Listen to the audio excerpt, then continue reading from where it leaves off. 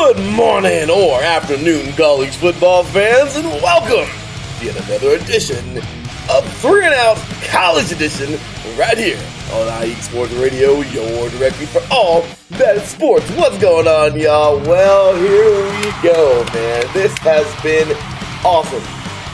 We have had some great football throughout this college football postseason, and yesterday, well, not yesterday, actually. It seems like yesterday. A whole bunch of NFL yesterday. And one of the coolest Sunday night football games I've ever seen. However, we'll save that for 3 and Out.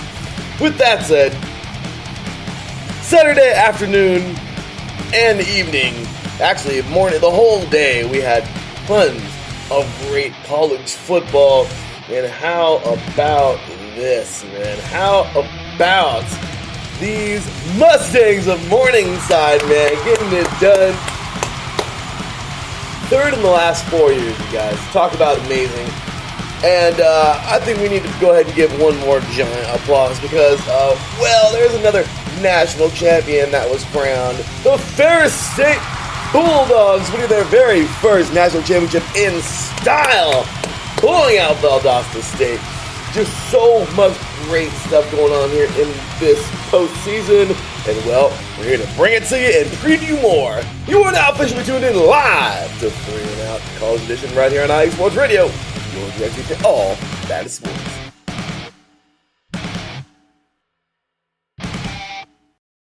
Welcome, college football fans, as always, y'all. Well, it has really been a fun college postseason. Bowl season has been pretty crazy itself, man. There's been lots of great bowl games happening, and certainly some notable ones, man. Also, we had here the Celebration Bowl get underway, and, well, Coach Prime, ouch. Definitely not the outcome that Jackson State wanted, but South Carolina State really got down in a pretty solid football game there. We had some great games, man. Utep finally making a freaking bowl game and, well, being competitive in it, at least for the first time in a while. And just lots of great football to go around. Our very first LA Bowl in the books.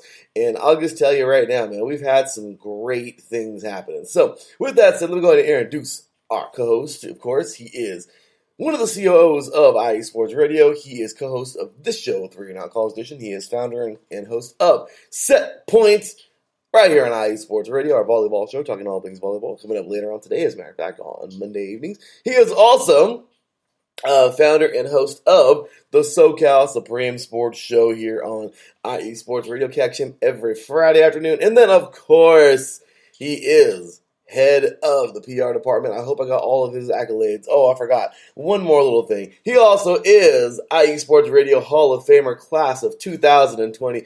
Yes, our 2020. Ladies and gentlemen, welcoming, of course, the one, the only, Mr. Teran Rodriguez. What's going on, Teran? How you doing today, brother? Hey, Larry B. It's great to be back on here again, talking college football.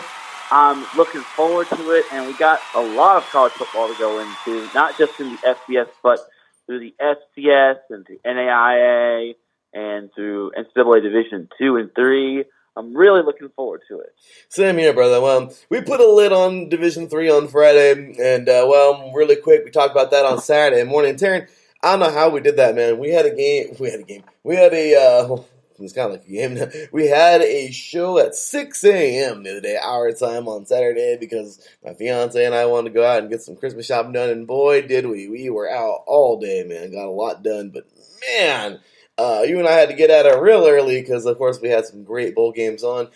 But that was a fun one. But, dude, I'll tell you what, man, what a freaking game. I mean, seriously, well, what a day of games and lots of greatness. Of course, we recapped, of course, all those good games that went on Friday, talking about Mary Hardin Baylor just absolutely stepping on North Central in the Stag Bowl, the NCAA Division III National Championship. And then, but of course, we talked about New Mexico Military Institute winning their very first ever, and they did it in style, too. They won this game pretty handily. First ever NJCAA National Championship. And, you know, just great things. Winning over Iowa Western, that is. But, you know, just lots of great football. And then, of course, on Saturday. We are previewing all these great games. Well, guess what, Teran? It's time to recap now all of those awesome games on the 18th. And, well, here we are on the 20th. No football yesterday except for, the NFL, of course. But, of course, then we have here a solid lineup coming up for the rest of the week. Teran and I were talking a little bit before the show, and we will actually be doing a show coming up on Thursday morning. Today will be previewing the Myrtle Beach Bowl, which is coming up in just under an hour. Old Dominion versus Tulsa. We have here tomorrow the famous Idaho Potato Bowl coming up between Kent State and Wyoming. We have here also tonight we have. Thursday, we do have the Frisco Bowl, between UTSA and, wouldn't you know, Teran, your favorite football team at the moment, number 24, San Diego State. I won't go into detail on that one. I'll let you tell everybody. Pretty much everybody who follows you probably knows that. On Wednesday, we have here the Armed Forces Bowl between Mizzou and Army. And then, of course, you will catch us back on Thursday, where we will be we'll be recapping those games and helping you out. Well, of course, previewing North Texas. We have here the Frisco Football Classic. I don't know if that's a bowl game or not, but it seems like a bowl game. But between North Texas and Miami of Ohio. Then we have the Gasparilla Bowl between UCF and Florida. And then, that's it. We'll be previewing those games. Christmas Eve, we have a good one, the Hawaii Bowl versus Memphis and, of course, Hawaii. And then Christmas Day, the Camilla Bowl versus, Georgia State versus Ball State. So those games will all be coming up, and then you will see Teran and I probably sometime Monday or something like that, because we got a lot of good games coming up the Monday the 27th. And then bowl season really starts to roll, because then we have tons of games every day, all the way up into New Year's and then New Year's Eve. We have the New Year's 6. We'll get all that going on, and then we're just rolling right on into the FCS National Championship, and then, of course, the Single A National Championship. So, Teran, we got so much football to get into, man. It's crazy to think that we just finished a full season of 3 and Out College Edition. I know it was, kind of tough on our end to get through it. Didn't have shows every week, but we got through the season as best as possible. And here we are, dude. It's crazy because it really is. How true is it, Teran, when someone says that the postseason is an entirely different season? Yeah, it's a totally different season just because no one really cares what you did in the regular season. And you also have to factor in that some of these players are dropping out because they're preparing for the NFL draft and they don't want to risk getting hurt and possibly hurting their stock. So all in all, I think bowl season is totally different than the regular season. So I think you definitely can't compare that to the regular season, and you have to take those things into consideration, and also have to wonder if certain players will be coming back for a certain number of years or certain time or whatnot, or if they'll just be declaring for the draft, because sometimes these players will stay one more year, but sometimes the players will just go directly into the draft and whatnot. So all in all, something you got to take into consideration and whatnot. No, absolutely, Teran, and that's remember we talked about this maybe a year or two ago, I believe, on this show. Actually, I think it was last year, and we talked about the players who leave. And realistically, man, that we talked about it, we beat it with the stick. We both know where we stand on it, and realistically, as I always say, do what you got to do. You got to make a future for yourself. You got to be happy. For a long time, I was all about, just because I'm a team guy. I'm a guy who, of course, I played college ball, I played in high school. I just felt like, when you have a team that you committed to, you freaking play to that team. You commit to that team. You play every single game for that team, no matter where you're going after college. If you're going to the NFL or not, you play every single game. And, I thought about that for a long time. But then I started thinking when I got a little bit older, but this is their shot, and I'm not saying that bowl games are worthless. Of course, some mean more than others.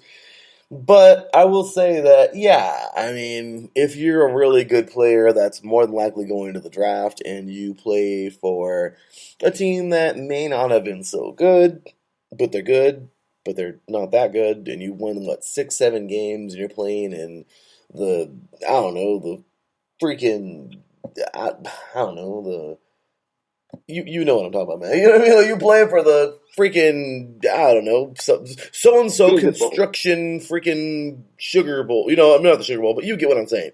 Whatever bowl you're playing in, and no one cares, except for the real diehards. It's like, do you really risk? What if you were to play in that game and hurt yourself, and now you're recovering when you could be going, when you should be playing in the Senior Bowl, or you should be playing in the draft? And some guys don't want to play in the Senior Bowl because they're like, well, what if I get hurt and hurt my chances of going to the combine? So I understand all that. Of course, Senior Bowl is very important because, well, you kind of need that. You know what I mean? Like, you kind of need to put yourself out there. You don't need it, but I don't know. I kind of feel like it's important to put yourself out there and showcase yourself one last time in some kind of a college uniform.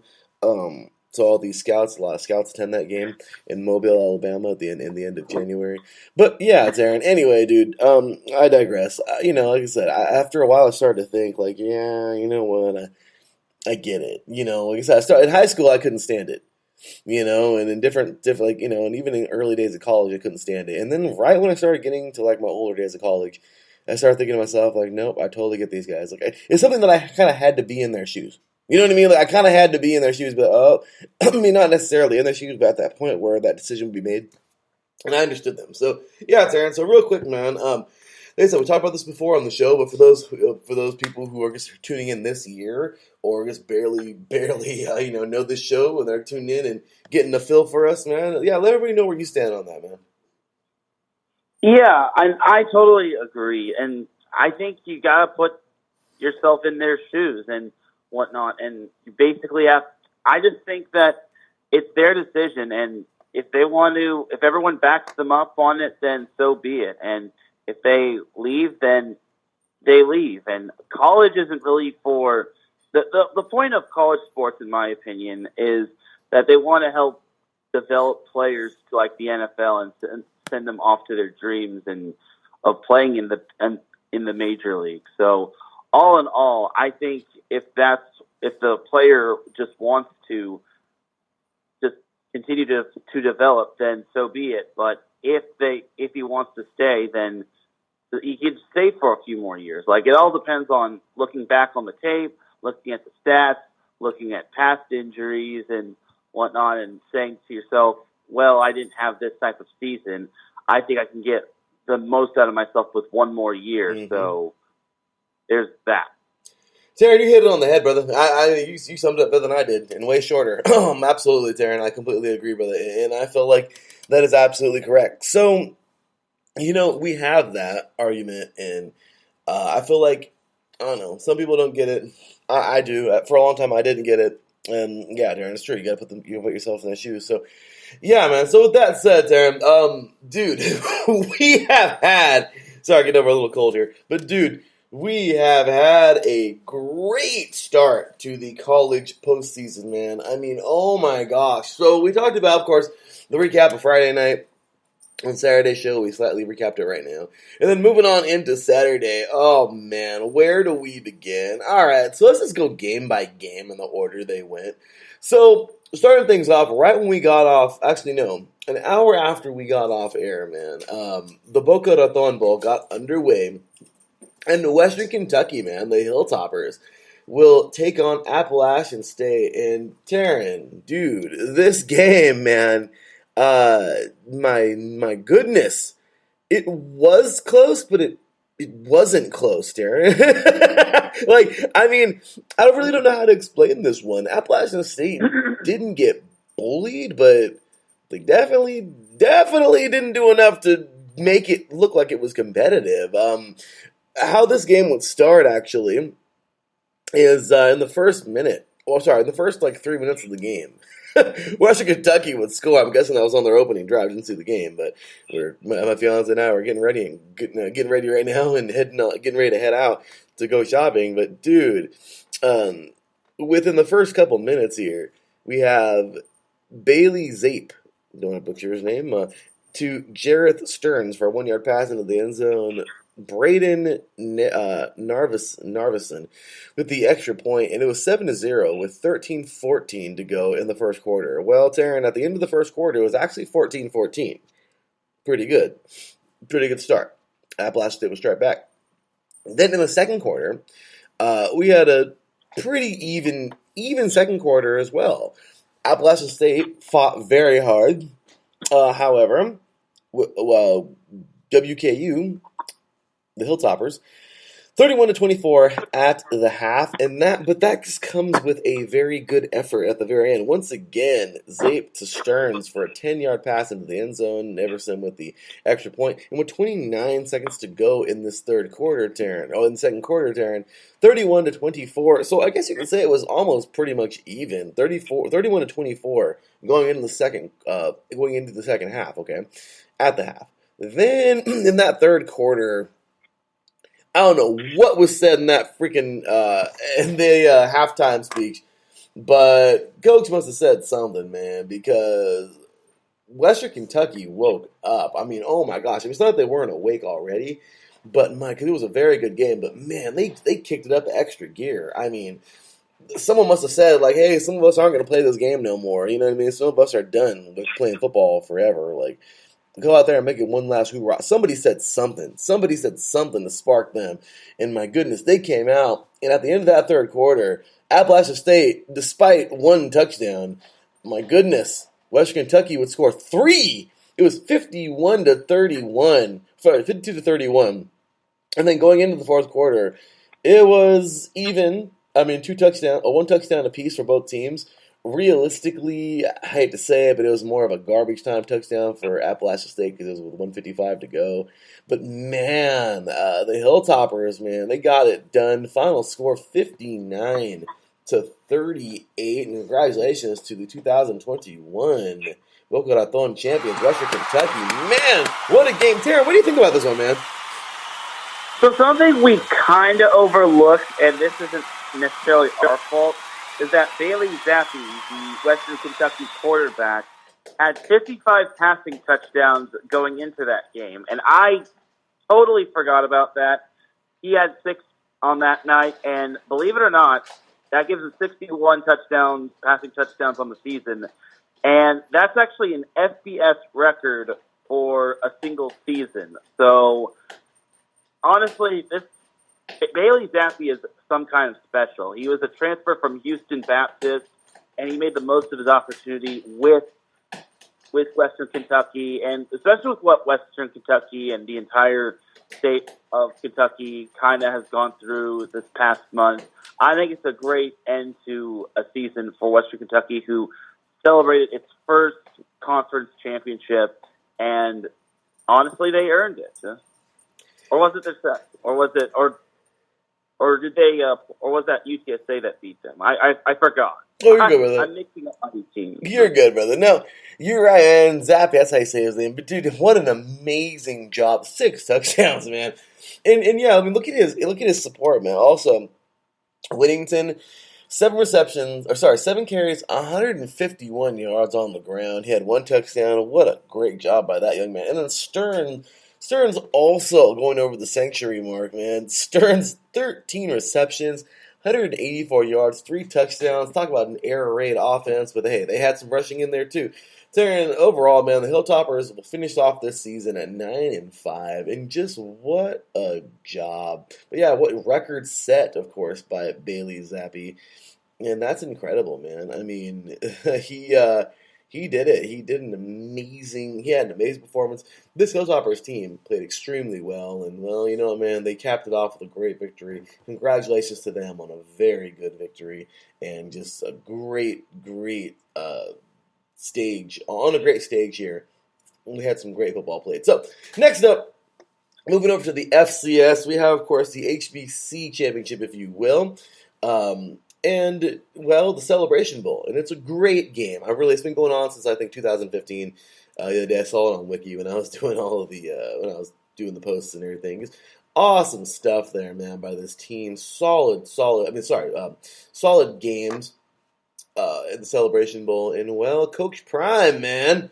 Prime would be coaching his team, and, well, it wouldn't work out to the best, well, for them at least, as South Carolina State, man, would take it to them, 31-10. The first quarter, 7-0 Jackson State. They started off well.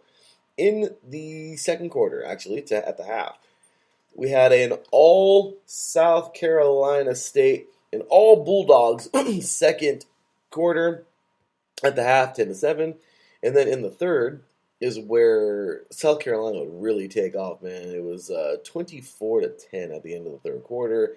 And then just insult to injury at the end. Apparently this Bulldogs defense really got it in gear. And, I mean, they had it in gear since the first quarter, really. I mean, that was the only touchdown that Jackson State, the Tigers, ever scored, was in that first quarter. But, yeah, man. We get into that fourth quarter and just another touchdown on top of it. And, well, congratulations, man. The Bulldogs won their first ever Celebration Bowl in program history. Congratulations to them. And, well, let me just say, it was a special moment for South Carolina. A very, very special moment for them. Winning, of course, there's nothing like winning that first one in program history. You know, there's really not. So that was awesome. However, I will tell you right now, Teran, though Prime isn't very happy with that game, I'm sure. We already talked about it. So, I mean, we can, we can give a little bit of more on it, if you will. But though Coach Prime isn't too happy with that outcome, I think he's kind of excited for next year because, of course, this is where he will be getting Travis Hunter on his team. So, Teran, what do you think about this game, man? Yeah, I think this loss obviously stings, but you have to give credit to South Carolina State. They came ready to go, and they really it just goes to show that football is a four-quarter sport, and you have to play all four quarters. Mm-hmm. I think that Jackson State did a good job of playing the first 1.5 quarters, but then once South Carolina State got their feet wet and they got on the board and their defense settled in, then that was pretty much a good game right there. And the second half just basically showed that South Carolina State is much better than the record indicates. And I think we definitely overlooked this. I think the South Carolina State defense was underrated and overlooked and whatnot. So all in all, I think it's still a bright future for Jackson State, especially since they will be getting Travis Hunter. I think Jackson State can make waves next year. And South Carolina State, they get kudos for this game, for this amazing win. I'm with you, Darren. I completely agree. And yeah, Jackson State is not done by a long shot. And now that this team is, now they're getting Travis Hunter, number one receiver in the country. I don't know if he's the number one player or not, but I do know he's the number one receiver, I'm sure. And the guy is amazing. Well, I'm sorry, DB. He's a DB, actually, but he plays receiver, too. I mean, Prime did the same thing. So I'll tell you right now, this was a great game. Congratulations once again to South Carolina State on their first ever Celebration Bowl victory. Then we're going to stay in the FCS here. And, well, Friday night, North Dakota State would have a very good game versus the Dukes of James Madison, winning that one 20-14. However, Montana State would make something happen on Saturday afternoon. My goodness, the team that I picked to win it all, the South Dakota Jackrabbits. Oh no, South Dakota State Jackrabbits, that is. Well, it was a good game. It was. But the better team won. And honestly, it shows, Darren. It shows. It shows very well. As freaking, at the half, man, it was 7-7 at the end of the first quarter, 17-17 at the end of the second quarter. In the third quarter, though, the second half is where they came out. And this is where I've got to say that it was a good game because that Jackrabbits defense, my goodness, it was just a few plays, it seemed. It seriously feels like if the Jackrabbits, if a few things would have gone their way defensively, well, then it may have been a different game. However, that offense wasn't helping them very much. And why wasn't helping them very much? Because that Montana State Bobcats defense is ridiculous, man. Shutting out the Jackrabbits in the second half of this game, and which would allow Montana State, and this is how close it was, man. There was actually a touchdown scored at the very end as time expired in the third quarter.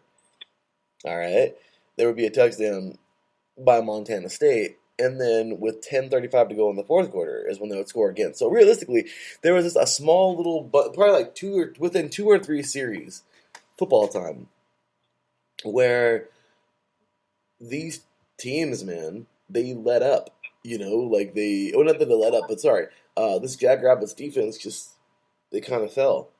And it's crazy because Montana State capitalized when they needed to, and they got it done. And that defense, man, really got it done. So, final score 31-17. And Montana State, I don't know if it was their first time going to this game, but, dude, congratulations, man. The Bobcats are going to the ship to take on the North Dakota State Bison, the juggernaut of FCS football in the last 10 years, or at least in the last 10 years.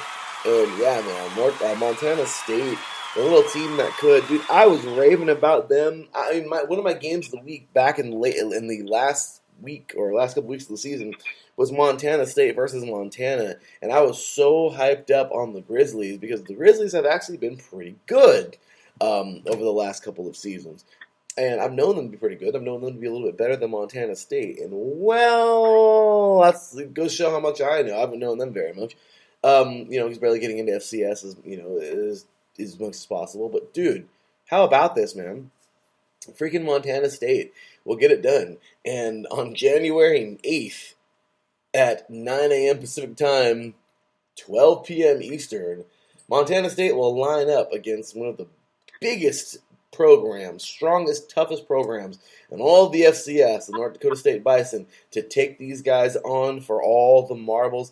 Teran, Montana fizzled out early in this tournament. Montana State, despite getting beat by Montana this year late in the season, have stayed strong and gotten through these playoffs. Dude, this is going to be a pretty good game. I really think this is going to be a good one.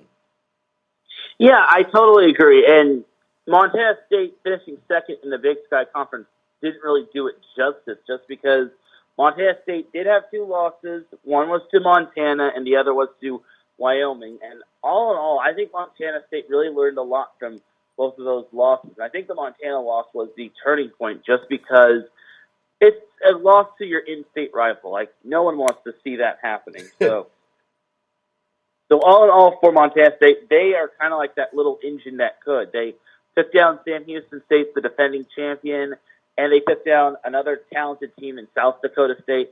Now they face the big dog in North Dakota State, and it would be quite astounding to see Montana State just pull out that victory. Like, the second half, I cannot believe they shut them out. Like, it's absolutely amazing, and that defense deserves a lot of credit considering they pitched, like I said, they pitched a shutout. They prevented South Dakota State from working its offense to a perfection, and they eventually capitalized offensively. So I think Montana State we've all underestimated, and I think we're all starting to see that Montana State is for real. Well, they got to be for real, because now they're, like I said, I lined up against the Alabama, if you will, of Double A, and they are for real, Teran. And honestly, man, I would love, this is no shade. I am not, and this is where some people just get hung up on, like, I hate the Patriots, I hate Alabama. Well, sometimes you hate them because they win, or because you're bored of seeing the same team win over and over and over. So I will not say that I hate North Dakota State. As a matter of fact, they're a very good football team, very good program, extremely strong program. And honestly, Teran, if you can't stand them, you might be a South Dakota State fan, or actually South Dakota North Dakota or South Dakota State fan. You might be one of them, of course, which is fine, or somebody in their conference, or you just might not like winners. I don't know. But at the end of the day, dude, this is going to be a good one. And seriously, I really hope, I would love to see Montana State win it, being that little agent that could. However, if they don't, and North Dakota State wins it again, it's going to show you how good this program really is and, how they keep doing their thing. But it'd be really cool to see that David-Goliath matchup. I don't really think this is David-Goliath. I think this is like two Goliaths, man, because Montana State has really made it. Or as a matter of fact, forget two Goliaths, two Davids, because that's the champion right there. So really, I kind of feel like that's exactly what this is, It's going to be a very solid game, and really, these are two champions going at it. Two teams that I feel deserve it greatly. Only one can win it. So, with that said, Teran, we got that coming up next, or in a couple of weeks here. Now, off to bowl season yet again. We're just going chronologically, of course, according to Saturday. So, I have it in my calendar here. So, with that said, let's continue on into bowl season. We have here the New Mexico Bowl, UTEP. Teran, you and I had some fun talking about UTEP a couple years ago when they went over. They lost every single game. They went 0-12. Crazily enough, Will Hernandez actually going out of being drafted to the Giants from that 0-12 team, and he's gone on to have a pretty good career with the Giants. Not that the Giants are anything, poor Giants, but I'm just saying he's in the NFL and he's playing pretty good. So, with that said, let's get it on into this game here. So, the New Mexico Bowl going down to this past Saturday, and, well, it was actually a pretty freaking good game. Fresno State, being the team that they've been, Teran, I know this is, NorCal, and you're the SoCal Supreme Sports Show, but you do pay attention to pretty much all things in California for sure. You've seen Fresno, of course, throughout the conferences, like the Mountain West Conference with San Diego State, and well, Teran, I'm just saying, you've definitely done a lot covering. What I'm trying to say is you've seen Fresno State around a time or two, so you know how good this team is. But dude, how about Utep, man? I mean, can we just look at this and appreciate them? Because gosh dang it, man, this team fought like hell. At the end of the first quarter, 7-9 or 9-7 Fresno State. And at the halftime, kind of funny, you just add 10 for both. 19-17 Fresno State. In that third quarter is where Fresno State would score and not let UTEP score. 26-17 at the end of the third, and into that fourth quarter, man, UTEP would actually show a spark, even though it was just a 2-point game at the start of the fourth quarter where UTEP would score. That would be Calvin Brownholtz to Trent Thompson for a 51-yard pass into the end zone. And Gavin Backel, I believe, would hit the extra point. 26-24. Once again, I know I butcher his name there. Baechle. But don't want to butcher his name, but I'll tell you what, man. Solid start. UTEP down 2 points. 26-24 with 14-10 to go. And then it got kind of nutty. Funny because this score is actually, if you were to just, score touchdowns regularly.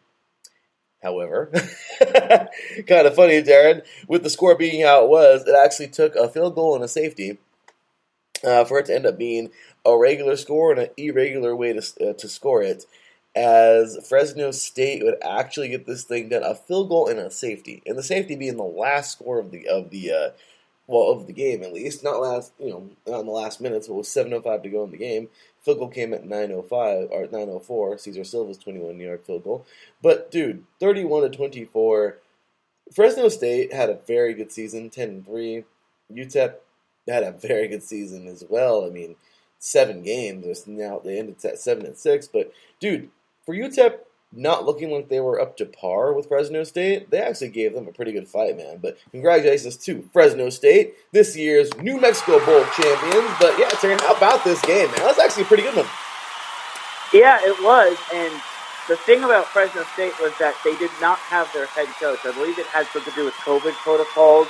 Oh. And the fact that Jake Haener was able to do so and defeat Utep as well as the rest of the Fresno State team is quite phenomenal. And honestly, there were lots. I think there was like lots of speculation that Jake Haener would transfer back to Washington, but he came back to Fresno State and basically led the Bulldogs to the New Mexico Bowl victory. And gotta give credit to the Fresno State defense. They only held UTEP to only one score, and I think it was a good showing out party for Fresno State. I obviously have to give credit to UTEP just because they had a phenomenal season, and there's nothing to be ashamed of, especially since they came up a little bit short in their conference.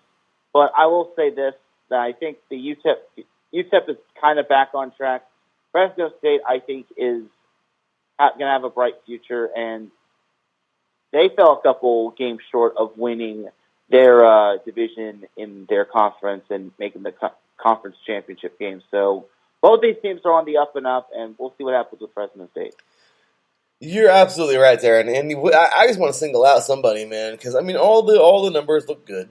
Both quarterbacks had a pretty good day. Receivers were all right, but dude, and this is no knock on a Watt, I believe, UTEP's running back, but man, how about Mims? 29 carries, 165 yards on the ground, 2 touchdowns. This man did work and definitely helped out this Fresno State Bulldogs team to earn this victory, man. So hats off to Fresno State. And congratulations to them, of course, earning another bowl victory under their belt. And I don't know how many they have, but I'm pretty sure they got a good amount. So with that said, moving forward to the Independence Bowl, man. UAB versus number 13 BYU. And, dude, I mean, do you believe in miracles? I mean, you know what I mean? Like, I'm just saying, like, UAB has such a significant story. I want to say it was like 4 or 5 years ago. UAB would be playing their final bowl game, or their final game ever, as the program would actually be pulled. I don't know if there was funding. I don't know what happened. But the program would not be around for 1 year. And kind of crazy, there was no Blazers football. Well, fast forward the next year, UAB got their program back. And what happens? They actually win a bowl game the very next year that they came back. And I hate that I don't remember it. But I remember that they would actually win on a false start or on an offsides. If I'm not mistaken, I think it was an offsides where it was like 4th down or like I don't know. It was a situation, and UAB, all they really had to do, UAB was gonna get ready to punt the ball, and I don't know if it was Memphis or Mid-10 State. I remember it was a blue school, I think. But dude, it was funny because all it took was the other team just holding their water, as we call it on the field. And, dude, kind of crazy. The other team jumps off sides, I think is what happened. And there you go, first down UAB. And that was it. They won the championship because all they had to do was take a knee. And the final chance for the other school was gone. So, kind of crazy that would happen. And UAB would win their first back. They only 1 season off, but they would win their freaking first game back. Their first bowl season back. And that was pretty awesome. That was awesome. So here we are fast forwarding a little bit later, and man, how about this? Here they are now. I mean, just monster games, by the way, man. McBride, 183 yards on the ground, their running back. It's on 28 carries and 1 touchdown. How about that? That's no knock, though, because look at the other side, man. Algier, I believe, from BYU. He had a pretty good day on the ground. 27 carries, 192 yards, and 3 touchdowns. I mean, just once again, emphasizing that ground game. But, dude, how about this game? UAB starts it off 14-0 in the first quarter. Yeah, that's how you start off a football game. Okay, you score and don't let the other team score. It's very simple, all right? Very good. In that second quarter, BYU had come back in a fury. However, one more touchdown scored for UAB would give them 21-14 at the half. In that third quarter, we had a touchdown from BYU and a field goal from UAB. Well, UAB would only lead this thing by one score, of course, by 3 points actually, 24-21. My favorite score, Teran. And heading into the fourth quarter, and wouldn't you know it, freaking BYU, man, would take the lead. I mean, not saying that in a bad way, but BYU being down 14-0 at some point in this game would be resilient as can be and score and move this thing up, man. 28-24. The Cougars would go up, man, with 14:33 to go. And just what a job. What a job here. And we have 31-28 though when Dylan Hopkins would hit Trey Shropshire. Oh my gosh. Poor guy, I'm sorry, man. Butcher your names as always, Terry, and that's what I'm in the business of doing. But 31-28 after Matt Quinn's extra point with 6:17 to go. Teran, the Blazers defense would do it, man, at the end of this thing, keeping BYU out of the end zone. And though the Cougars would keep the Blazers out of would also keep the Blazers out of the end zone after that. That's all they needed, man. Freaking UAB, 9-4 on the season. Congratulations to the 2021 Independence Bowl champions, man. The UAB Blazers. Teran, how about this, man? Yeah, I think UAB's defense was what won them the game because they had the fumble recovery on BYU's final drive, and eventually UAB was able to wind down the clock. My thought process was BYU was trying to get one more score, but they wanted to get one long drive, or either they would leave UAB with little to no time left, or they just kick the field goal and possibly win in overtime. So I think it was a good idea for BYU, but unfortunately, the fumble really hurt them, and UAB was able to methodically just close the game out, and they eventually forced BYU to burn all three of its timeouts, and it was a great strategy and a great play overall for UAB on the defensive side of things, and they eventually worked it out offensively, and like I said, they burned all of BYU's timeouts, and it just was a perfect plan for UAB. It really was, Teran. I mean, overall, excuse me, I had to move some things around over here. Things going on in the background. It's a very busy morning, apparently. But, dude, I will tell you right now, UAB certainly made it happen. And great analysis there, man. I didn't even know that, but the fumble recovery. I didn't get a chance to watch too many of these games, snippets of them while we were out and about. Thank you, Hulu TV. But I gotta tell you right now, man, what a job. And congratulations to this UAB team, man, on a great victory. So yeah, I guess how about that, man? And UAB finishing off the season with an exclamation point, man. So, with that said, let's move it on now into this next game where, what was it? Oh, this was the Lending Tree Bowl, of course, where good old East Michigan will take on Liberty. Teran, we don't really got to spend too much time on this one. We really don't. I hate to say it, but it was a good old-fashioned take around the woodshed beating, man. In this first quarter, Liberty will go up, will lead at 13-3. Normal. In the second quarter, Liberty would absolutely take off on EMU, man. 33-10 at the half, and it just went on from there. My goodness. I mean, what did they have? What happened? You know, did they drink, I always like to say, did they drink some of Michael Jordan's Super Juice or something at the end of the first quarter? Because, oh my gosh. In that third quarter, they would score 2 touchdowns and a field goal, 17 points unanswered. At this point in time, oh my gosh, it was actually way too many points unanswered by then. 49-10 at the end of the third quarter. and then one more touchdown to start the fourth quarter. In the first few minutes of the fourth quarter, 58-10. Yeah, there was 10 garbage points scored. I hate to say that, but that's really what it was. 56-20 final score here, man. But Liberty, my goodness.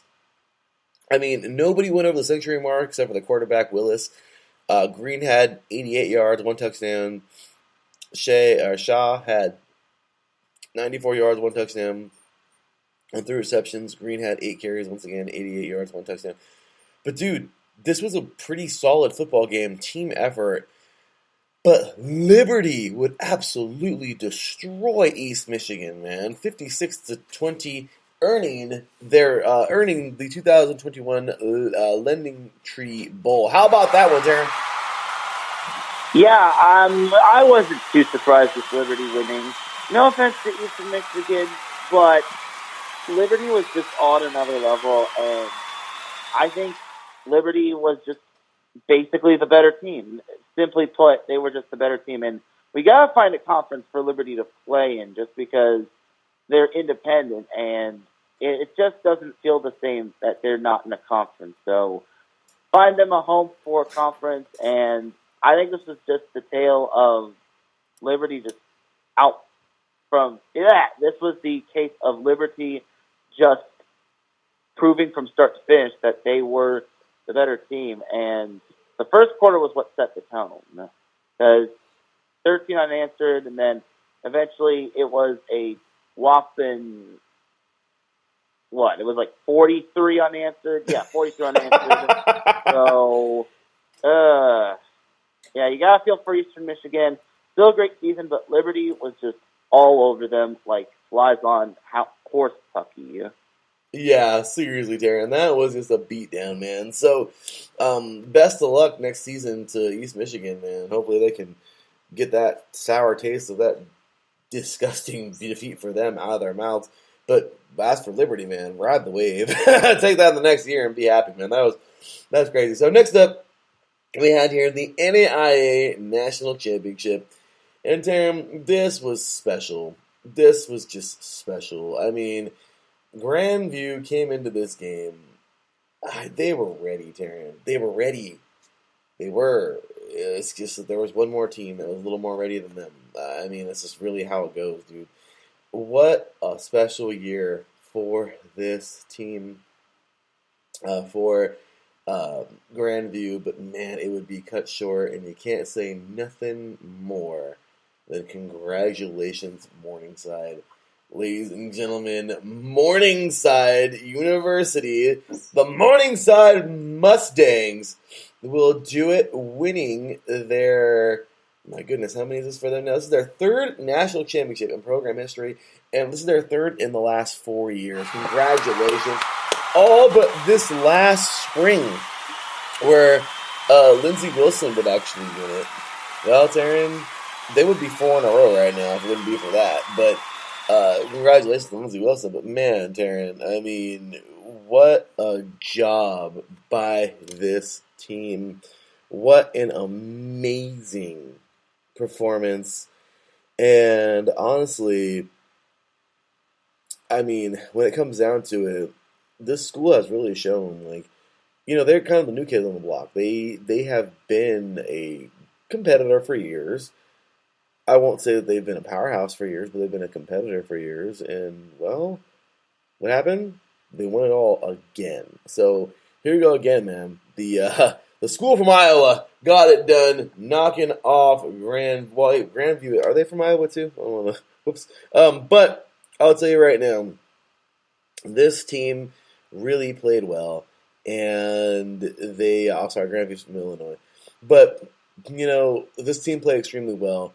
38-28, and just a solid game. Really big upset. Thank you, man. A cool guy that I follow, actually. We had him on the show a while back, man. Teran, if you remember, but he covers, and I forgot his name too, but he covers, of course, all NAIA football. Tons of followers. But yeah, it is at NAIAF ball, at NAIAFBALL. And just great stuff, man. He covers tons of NAIA football and gives great coverage. I think he was at this game. He had, of course, lots of news and video clips and everything. Just really cool stuff. But he had some great videos, and that's why I was able to keep up and look at some of this game. But at the end of the day, what a great game! What a great job! And I wish this game would be televised, man. They need to really get the NAIA like more outlets, man. But anyway, Teran, how about this, man?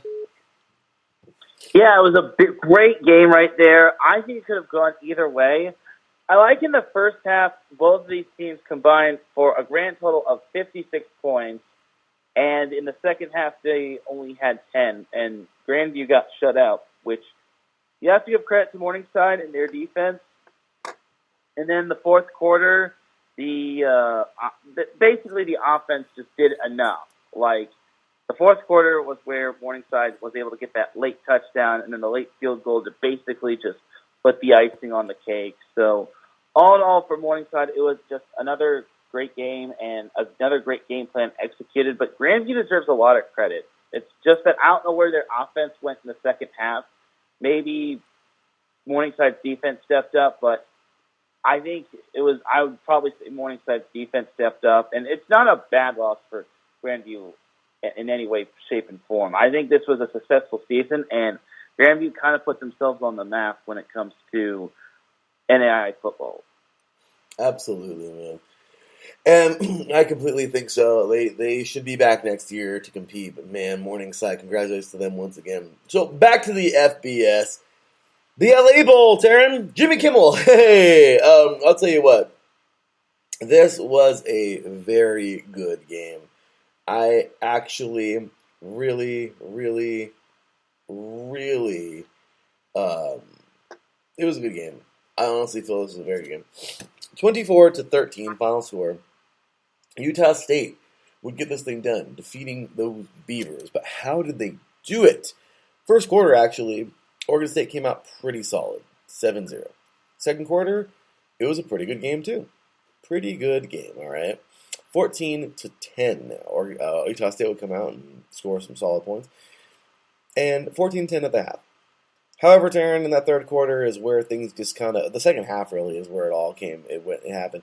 A lot like Jackson State, the only touchdown scored by the Oregon State Beavers would be in that first quarter. And kind of crazy, it was the only score even from either team. After that, they wouldn't see that end zone again. The closest they would get are field goals. In the third quarter, the Aggies come out 24-10. And, well, little bit of a fight, I guess you can say. One field goal scored by Oregon State early on in that fourth quarter, but that's how the chips fell. The Utah State Aggies are your 2021, I guess you could have the inaugural champions of the LA Bowl, presented by Jim Kimmel, of course, presented by Stifle. I don't butcher that name there, but the sponsor. But dude, what a job, man! And really, the Aggies came out and got it done. No eye-popping numbers from the Beavers, but for the Aggies, man. Legis, I want to say, the quarterback, 11 for 21, 171 yards, 2 touchdowns, 1 interception. Tyler Jr. on the ground, 26 carries, 120 yards, 1 touchdown. And Tompkins, 6 receptions, 115 yards, 1 touchdown. Teran, the Aggies went to work, man. And I know you cover the Pac-12 very closely, of course, because you cover the SoCal Stream Sports Show. So are you at all... And then, of course, you've seen Utah State, of course, this year, because they are in the Mountain West. So, Teran, are you at all surprised? Sorry, with this score, is this what you thought it would be, or is this kind of a little? I don't know. What do you think?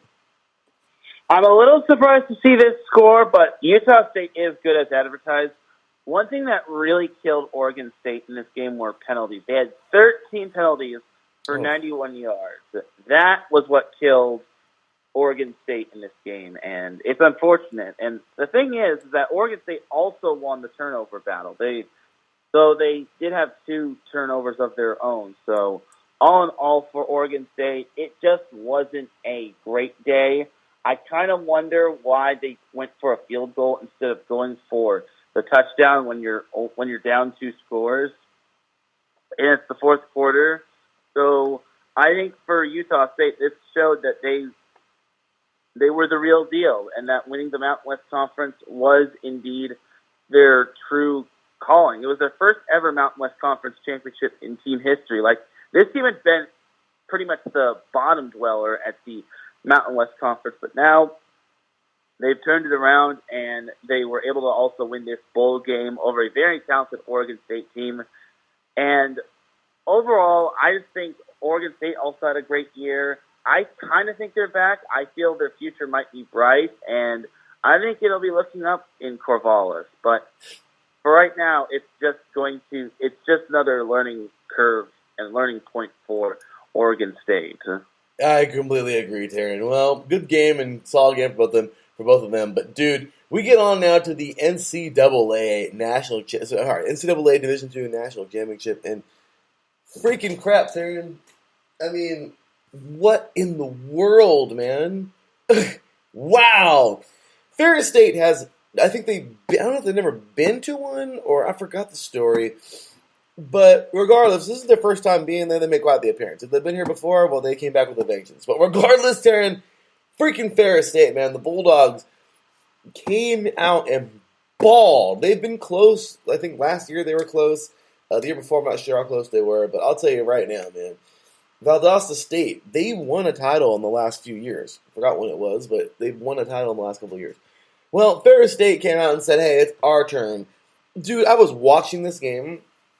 Kind of funny, I was watching it side by side along with your awesome presentation on USRN2, the Deuce, by the way, of the NCAA Women's Volleyball Championship, which Cecilia and I actually muted the TV and paused the game until you caught up, because of course the delay happening, of course, with Mixer.com. But we paused the game, dude, and waited for you to catch up, and you pretty much commentated this all through the last half of that final set, dude. So great job, dude. That was an awesome call, by the way. Thanks, Larry. I appreciate it. You're very welcome, man. Awesome job. And once again, hear plenty about that today, coming out 5 p.m. Pacific Time, 8 p.m. Eastern. Set point with Mr. Teran Rodriguez, man. Wisconsin, the ladies, winning their very first ever title. I was so surprised because I thought Wisconsin would be winning tons of them all throughout their history, and I was very surprised to hear that they didn't win it, that they haven't won one before. But congratulations to those ladies now. But hear plenty about that coming up today. Once again, with Teran Rodriguez with Set Point, 5 p.m. Pacific Time, 8 p.m. Eastern. You don't want to miss it. Final show, of course, of 2021, and well, for a little bit, because I know he takes his little break, of course, until volleyball comes back in the spring. But Teran, wow, it's great stuff. But anyway, dude, I was watching this game and just going like, wow, it's not even a football game. This is a lot like the Division III championship. I mean, it was very one-sided. It was a good game, but then just it wasn't. It was good until it wasn't. Ferris State, man, coming out in their really cool red, yellow, and black uniforms. Man, they beat Valdosta State silly, man. I mean, big ups to Valdosta State. They came out and played. They scored 17. And I hate to diss them like that. That's not even a diss. It is. I'm sorry. But, dude, Ferris State came out and balled 58-17 final score, winning their first ever national championship in program history. So congratulations to the Ferris State Bulldogs. Teran, wow.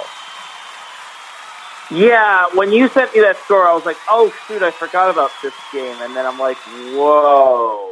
I saw that they were just straight up clobbering Valdosta State in the third quarter. I'm like, wait a sec.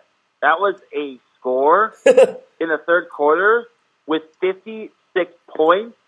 Like, what? That's crazy. So, all in all, Ferris State, I got to give them their props just because you can't play a better game than that. Like, that's just absolutely bonkers. And thankfully, they didn't try to run the score up even further. I think they kind of called off the Dogs in the fourth. So I think it was just a overall great game plan. And I really think it was a tone setter in the first quarter. Yeah, first quarter. Yeah, the first quarter. Mm-hmm. And I think it eventually wound up. The first half doesn't really do Valdosta State justice, because the first quarter they looked pretty solid. And then it was just a high-scoring affair, and I don't know what Ferris State had for breakfast today, but it eventually was something good that made them put up 41 points in that first half alone. It's just crazy. So I think for Valdosta State, they could hang their hats on a great season, and I think that they should be back, but I think Ferris State, I think they have kind of thrown their name in the hat of very good teams in Division II. Absolutely, Teran. Really cool article here by the Associated Press of, let's see, where is this from that I just found right now? It is pretty neat. ESPN.com, of course, Associated Press, from McKinney, Texas. Really cool here. It says that this was the most points scored in a D2 title game since Delta State beat Bloomsburg in 63-34 in 2000. It was also the largest margin of victory since Northern Colorado's 51-0 win against New Haven in 1997.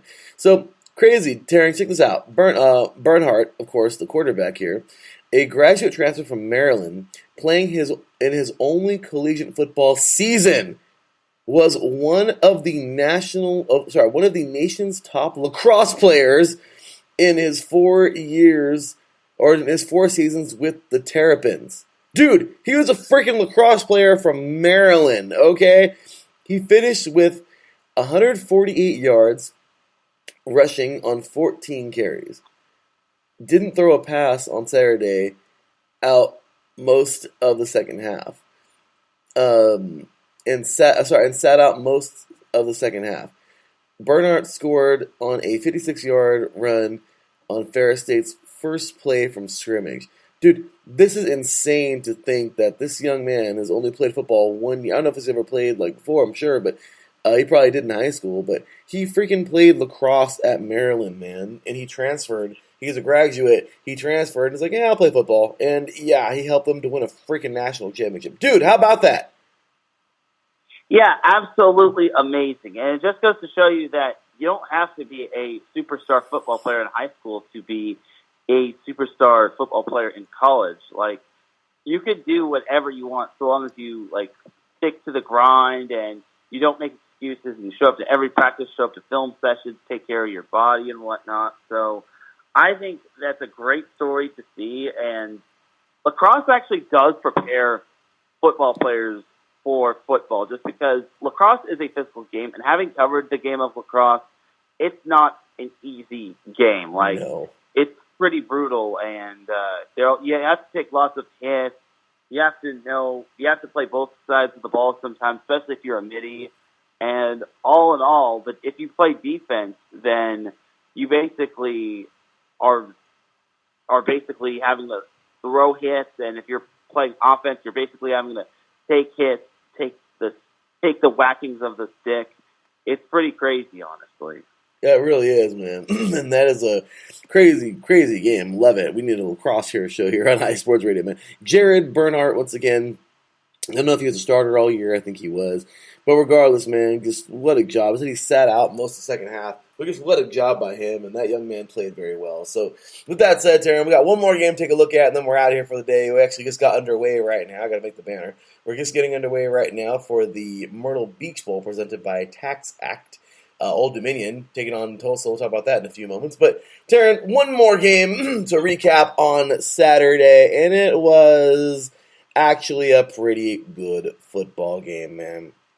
As we had the New Orleans Bowl, the R&L Carriers, New Orleans Bowl, where number 23, the University of Louisiana Lafayette, I believe, or Louisiana, as I call it now, or however it was called, my bad, Raging Cajuns would knock off Marshall 36-21. Overall, good football game, man. 10-7 at the end of the first quarter.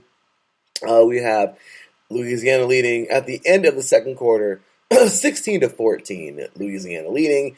Third quarter, Marshall would actually pull ahead, man, 21-16. But in that fourth quarter, 3 touchdowns cannot be denied by this Raging Cajuns offense. And wouldn't you know it, man, 36-21. Once again, Michael Jordan super juice at the start of the fourth quarter. I don't know. But they got it done. 36-21 as Louisiana is the 2021 New Orleans Bowl champions. How about that one, Teran? Yeah, it was a very impressive win for Louisiana. And I just got to tell you, do you remember when Texas beat Louisiana back in week 1? Because I sure don't. I think Louisiana learned a lot from that loss. And even though they weren't the team that they wanted to be, they eventually wound up running the table. And it's rather impressive. And you compare Louisiana and Texas, and this is no knock on Texas or Texas fans. Don't get your pitchforks and torches at me, but you look at the teams that went down those paths after that win. Like Louisiana eventually wound up learning and winning out for the most part, while Texas unfortunately had a lot of bumps in the road. And I understand that Texas plays in a tough conference, but they have a talented team and they have a good coaching staff and whatnot. So I gotta give my props to Louisiana for a great season, and wait for them to just win out their conference as well. The Sun Belt, as I always like to call it. Hey, I like that. I like that. Yeah, and then big props to Marshall as well. Like they did all that they could. They tried, but unfortunately, it just wasn't meant to be. They had to play catch up throughout most of the game until they did get that touchdown in the second quarter. So it was close in the first half, and I don't think Marshall has anything to be ashamed of, and they got a 5-point lead eventually, but Louisiana, being the talented team that they were, rattled off 21 unanswered points. So I think it just goes to show that Louisiana is a very good team, and that Texas game really prepared them, man. I have to give props to Marshall, too, just because successful season for them, it just wasn't the season that they wanted, and it just wasn't the ending that they wanted. But they can hang their hats on being a bowl game participant. Agreed, man. And what a great job here. And yeah, I just want to single out a player, man. Jefferson, 3 receptions, 108 yards. Solid day for him, only on 3 receptions. So that's crazy. 108 yards, man. That's a lot. So with that said, Teran, there you have it. And well, we have a few bowl games to pick, man. Because, well, we actually just got underway right now. Old Dominion leads Tulsa 7-0 already. Oh my goodness. In the Myrtle Beach Bowl, it was a 65-yard. So, let's see here. How about that? James will return this 100 yards in the opening kickoff, it looks like. And, well, 7-0 Old Dominion starts this thing off. And, well, but don't forget, I'm not going to, we talked about this on Saturday, but on Friday evening, there would be a return from North Central on the opening kickoff, where North Central would return it all the way back. The Cardinals will return it all the way back for the first score of the game. And, well, that game ended up very lopsided as Mary Hardin-Baylor won that one by a gigantic lead, or by a gigantic score. So, yeah, Old Dominion got off to a great start, but I won't give them the victory just yet, or say that. But just underway in the Myrtle Beach Bowl. Get that banner up for you guys momentarily. But yeah, Terrence, so that game is coming on up, man. And, well, I mean, that game actually just started. And we got a few games to take a look at. So real quick, Terrence, for this game, Old Dominion coming into this thing at 6-6. Tulsa coming in at 6-6. Should be a pretty solid game. We already seen the opening kickoff there. But how do you think this one's going to go, Terrence? I think Tulsa's going to win this one. I think Tulsa has been more battle-tested. And I didn't even know Old Dominion just flew under the radar like that. It's like, whoa, Old Dominion? That's crazy. And I didn't even know Old Dominion was in the Conference USA. I thought they were in another conference. Yeah, they were double A just a couple years ago, man, or like within the last I don't know how many years, but dude, that's right. They fought Cincinnati this year. Look at those guys. Yeah, man, this is that tough game versus Memphis. Oklahoma State, this was a good, I'm going to go Tulsa as well. That's no knock on Old Dominion. They've had some pretty solid games as well this year, but yeah, I've got to go with Tulsa in this one to win this one as well. And then, Teran, of course, we talked about it. Looks like we'll be going live again coming up on Thursday, as a matter of fact, Thursday morning. Let's go ahead and get ready for the rest of these bowl games. So we have a couple games more to pick. Of course, coming up, that's the only bowl game today, the Myrtle Beach Bowl. Coming up tomorrow, we have the Potato Bowl, Kent State versus Wyoming. we have the Frisco Bowl, UTSA versus number 14, San Diego State. And then on Wednesday, we have the Armed Forces Bowl, Mizzou, Missouri versus Army. And then we'll come back on Thursday evening. So, Teran, how about those games, man? Who you got? So, you want to go one game at a time, or do you want me just to throw my picks out? Let's just go one at a time real quick. So the famous Idaho Potato Bowl, Kent State coming in at 7-6, Wyoming coming in at 6-6. Wyoming is favored by 3 points on ESPN. How do you think this one's going to go, Teran? I think Kent State actually wins it. Kent State actually won its first conference I want to say it's their first conference championship. Oh wait, no, they lost to Northern Illinois. Whoops. But I think Kent State is still having a fantastic season. That they actually made it to the championship game, which is very surprising. I will take Kent State in this one. Good choice, man. I'm also going to take Kent State. I would like to see Wyoming win it. I mean, come on, man. It was just not too long ago where Wyoming was actually like flirting with ranks. I don't know if they were ranked or whatnot, but they had Allen back there behind center. I mean, it was a good go for them. Now they're just kind of back to being average, I guess. I don't know. But I kind of want to say Kent State's going to win this thing, too. So I'm going to go Kent State. Also, next up, a team you know all too well versus, well, a Texas team. We have a very good Texas team, by the way. The 12-1 UTSA Roadrunners taking on the number 24 San Diego State Aztecs in the Tropical Smoothie Cafe Frisco Bowl coming up. That is coming up tomorrow as well, along with the Potato Bowl. And San Diego State is favored by 2.5 points. Teran, if you want to rant, go ahead. This is going to be very tough to pick, just because San Diego State never really has a balanced offense. Like, they always either run the ball more or they pass. They run the ball way too much, and then they don't get the passing game involved, and it eventually nips them in the butt. Like, the San Diego State defense is really good.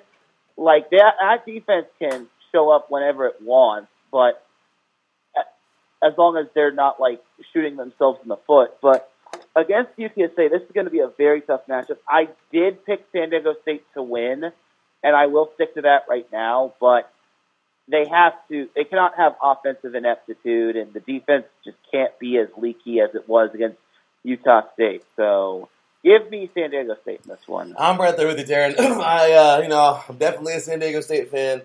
Bummed out they had a tough year, but hey, they're ranked, they're playing well, and they're playing okay. And I love how you said their offense is just everywhere. So I haven't had a lot of chance to pay attention to them this year. But I will definitely say that, let's hope it all works out. So with that said, Teran, next up, one more, the Lockheed Martin Armed Forces Bowl. Mizzou, man. Missouri at 6-6. Taking on Army at 8-4. Army this year losing the Army-Navy game. Oh, my goodness. However, a good start. And you know what? Army still had a pretty good season. Mizzou this year, SEC school. Army's actually favored by 4 points. How about this one, Teran? Well, last time we picked Army, they took on Navy, and they wound up being surprised. So I, for that matter, will actually take Missouri to win this one. Interesting. Well, you know what, man? Missouri, that's kind of hard. And it's true. I don't know what happened there. But yeah, Teran, forgive for being a copycat, but I'm also going to go with Mizzou here. I don't know what happened. I really don't know what happened to Army.